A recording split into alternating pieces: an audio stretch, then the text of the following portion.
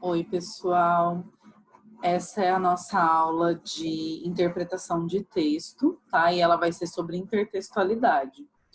Então, esse tema, ele vai permear vários outros temas também, tá? Então, ele é um tema muito básico para a gente ver depois outras questões, outros temas também, tá?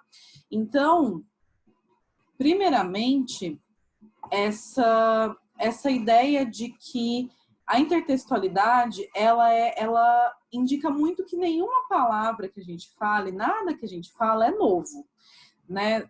Só que aí tem até essa música aqui do Renato Russo, né? Que eu sei que às vezes uso palavras repetidas, mas quais são as palavras que nunca são ditas, né? Então, é muito isso, é muito... Quais são as palavras que a gente nunca disse, né?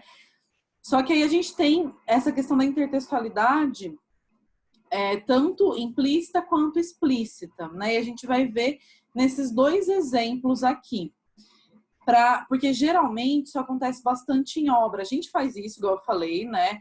A gente acaba pegando muito o discurso do outro, por isso que eu falei de quais são as palavras que nunca foram ditas. A gente acaba pegando muito o discurso do outro para poder fazer o nosso próprio discurso.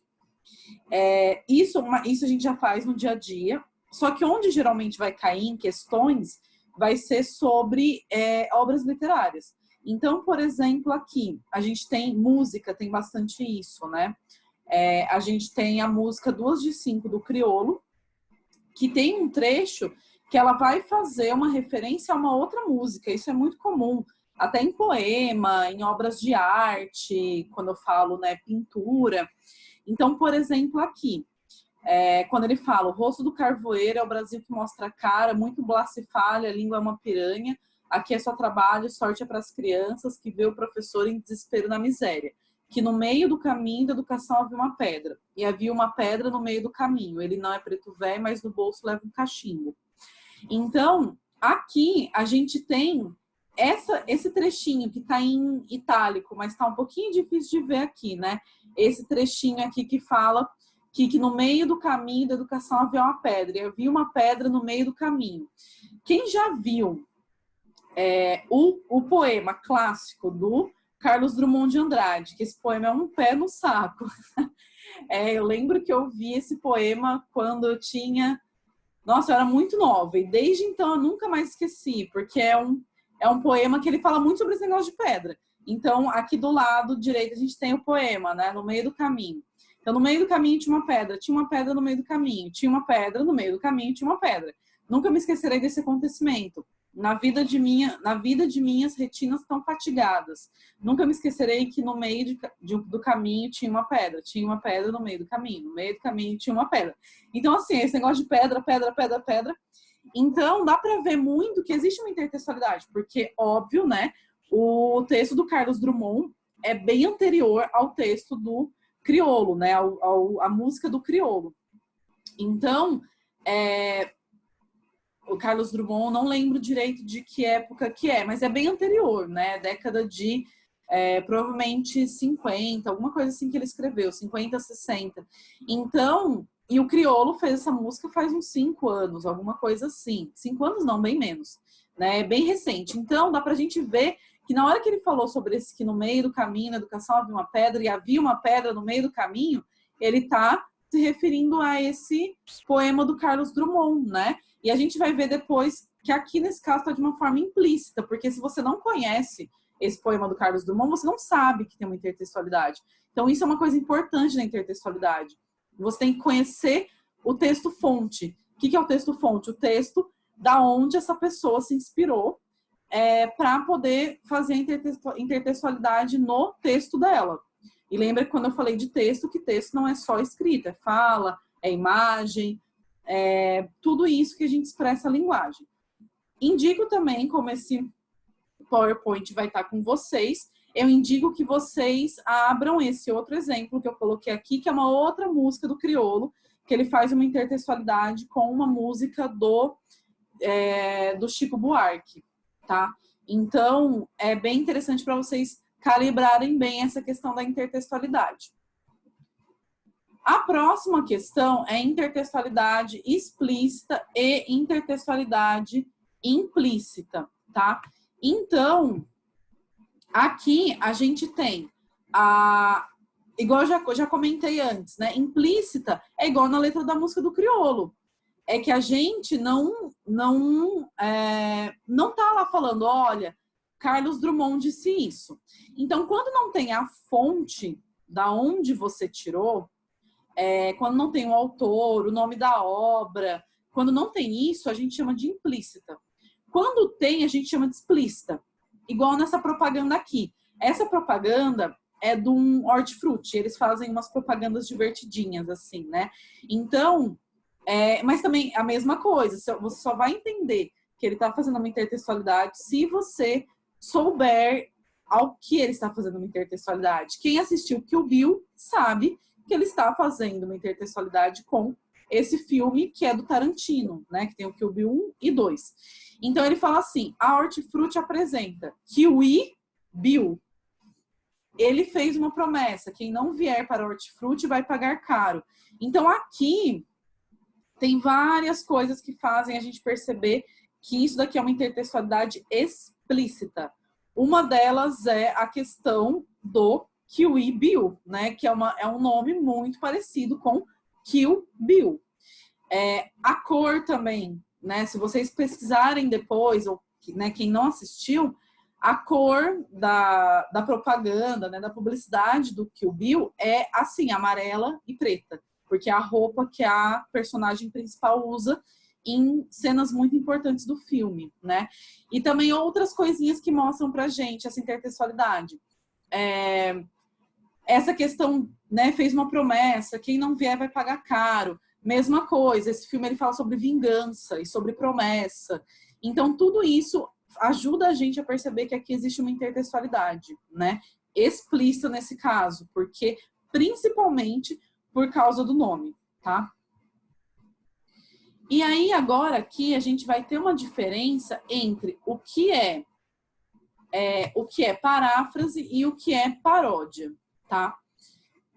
E tá tudo dentro da intertextualidade, porque sempre que a gente fizer uma paráfrase, sempre que a gente fizer uma paródia, a gente necessariamente está fazendo uma intertextualidade, porque a gente está lidando com outros textos. Então, assim, dividindo, a intertextualidade, ela pode ser dividida em explícita e implícita, e a intertextualidade, ela também pode ser dividida em paráfrase e paródia. Então, o que é a paráfrase? É quando você não muda o sentido.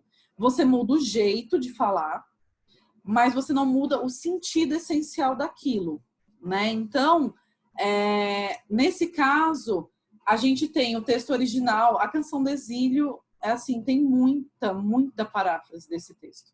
E paródias também. Então, o texto original é: minha terra tem palmeiras onde canto sabiá, as aves que aqui gorjeiam não gorjeiam como lá. Então, a gente vai ter uma paráfrase aqui, uma delas, né? Que é: meus olhos brasileiros se fecham saudosos, minha boca procura a canção do exílio. Como era a mesma canção do exílio? Eu tão esquecido de minha terra, ai terra que tem palmeiras, onde canto sabiá. Então esse finalzinho, tá vendo que ele escreveu de uma forma diferente, mas é a mesma coisa, né? Que essa ideia de onde canto sabiás e tudo mais, de ter palmeiras. Então, aqui a gente tem uma paráfrase. E a paráfrase também, ela vai aparecer no seu texto de redação. Tá vendo que a gente está fazendo tudo meio junto, né, aqui, porque a gente divide em frentes, mas no final é tudo a mesma matéria. Então, aqui a gente também, quando você vai fazer, na sua redação, trazer um teórico, mas você não vai trazer do jeitinho que ele falou, você vai explicar algum conceito dele, você vai explicar lá o que é fato social. Então, você está fazendo com as suas palavras, mas você não está mudando o que é a essência do que ele disse, tá? Isso é uma paráfrase. O que é uma paródia? Para divertir um pouquinho, né? Temos aqui uma imagem do nosso querido presidente. A paródia é quando... E aí eu coloquei uma imagem aqui também para a gente perceber que não é apenas texto, né? Sempre eu estou aqui reforçando isso. Então, a paródia, você vai usar alguns elementos do texto-fonte, né? Para poder reconhecer esse texto. Só que você vai mudar o texto-fonte, você vai dar um outro significado, né? Então, por exemplo, nessa imagem que estava rodando muito por causa do primeiro pronunciamento, um dos primeiros, do presidente da República. Não fui eu que fiz essa imagem, tá? Ela veio a mim pelo WhatsApp. Então, essa ressignificação. Essa não era a imagem original, né? Os memes, eles são grandes paródias, né? Todos os memes. Porque você pega uma imagem original e você muda alguma coisinha. Aqui você tem esse tom marrom na máscara do presidente que indica que ele não está falando coisas boas, ele está falando merda, né? Então, memes, qualquer meme é paródia. Aquelas musiquinhas que geralmente as pessoas pegam a melodia e trocam a letra, é paródia. Então, você está reconhecendo o texto-fonte, então é uma intertextualidade, só que você muda o sentido. Você muda o sentido original daquilo, né? Então, e aí também tem aqui embaixo um outro link que eu indico que vocês vejam, que é um outro link de paródia. Como que a gente faz para interpretar uma paródia? Porque ela, de todas, é a mais dificilzinha. Então, primeiro, você tem que descobrir qual é o texto-fonte. Isso de todos, né? Você tem que descobrir da onde está vindo esse texto. Qual que é o texto antes de ser modificado? Que texto é esse? Né? Então, por exemplo, aqui eu reconheci um texto do pronunciamento do nosso presidente da República, né?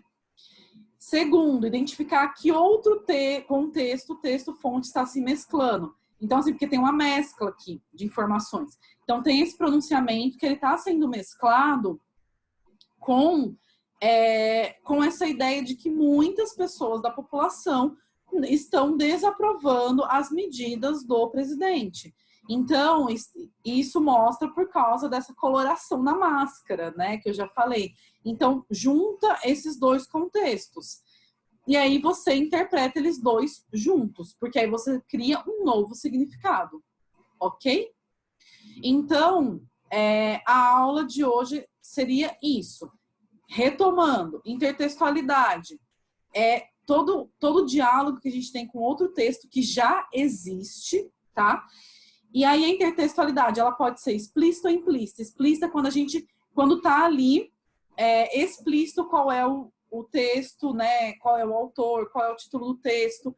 E tem a implícita. A maior parte da intertextualidade na vida, ela é implícita, né? Que a gente não sabe, não tá ali muito da onde tá tirando, né? Por exemplo, essa imagem aqui, ela não é implícita, tão implícita, tão explícita, né? Ela é bem mais implícita, né? A gente tem que saber que é o contexto do pronunciamento.